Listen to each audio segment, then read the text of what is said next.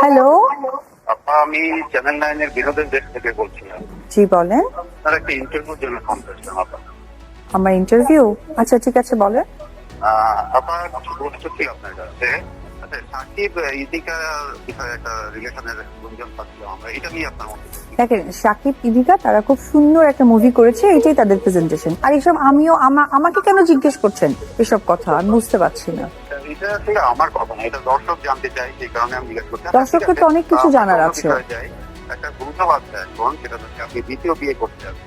এই সত্যি আপনি? কি ফালতু কথা, মানে আমি কেন দ্বিতীয় বিয়ে করতে যাবো? একটা মানুষের কতবার বিয়ে হয়? আমাকে কেন? ঠিক আছে ঠিক আছে।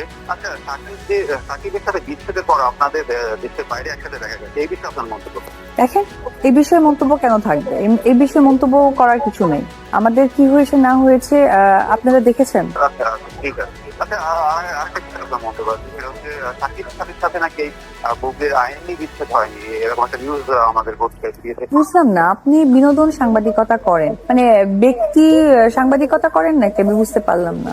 আচ্ছা আচ্ছা, ঠিক আছে ঠিক আছে আবার। স্কিপ করেন, আমার আসলে একদমই শুনতে ভালো লাগছে না। আমি আমি আসলে আপনার কথায় খুবই বিরক্ত হচ্ছি। আপনি মাইন্ড করেন না।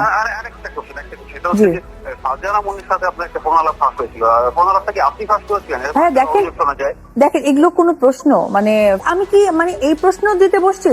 আমি আসলে বেয়াদবি করতে বাধ্য হলাম, আমি ফোনটা কেটে দিলাম, সরি।